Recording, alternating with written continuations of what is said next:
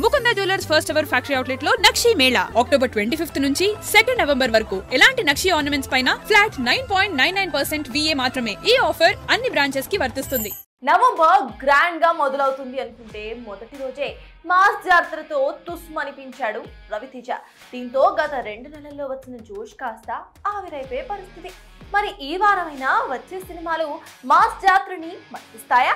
అసలు box office బరిలో దిగబోతున్న ఆ సినిమాలేంటి? ఆరంభం అదిరిపోతుంది అని అనుకున్నారు అంతా. కానీ నెల మొదల్లోనే అట్టర్ ఫ్లాప్ తో ఎంట్రీ ఇచ్చాడు రవితేజ. దీంతో ఈ వారం బరిలోకి దిగే సినిమాలైనా బాక్స్ ఆఫీస్ ని ఆదుకుంటాయా లేదా అన్నది ఈ నెల 7న తేలిపోబోతోంది. వీటిలో అంతో ఇంతో బస్సున్న సినిమా ఏదైనా ఉంటే అది రష్మిక నటిస్తున్న ది గర్ల్ ఫ్రెండ్ సినిమానే. లవ్ ఎమోషనల్ డ్రామాగా వస్తున్న ఈ సినిమా రిలీజ్ కి ముందే 21 కోట్లు వెనకేసుకోవటం విశేషం. మరి థియేట్రికల్ గా ఏ మేరకు మెప్పిస్తుందో చూడాలి. ఇక సక్సెస్ కోసం చకోరా పక్షిలా చూస్తున్న సుధీర్ బాబు ఈసారి జటాధరాతో ఎంట్రీ ఇస్తున్నాడు. బడ్జెట్ పరంగా ఇది పెద్ద సినిమానే.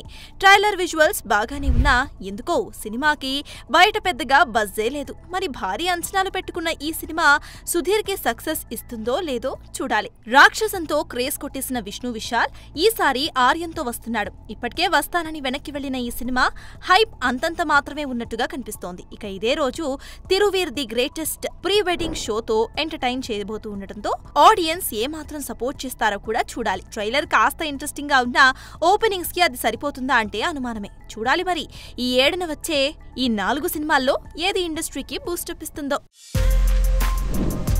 For more videos like this, subscribe Big TV channel.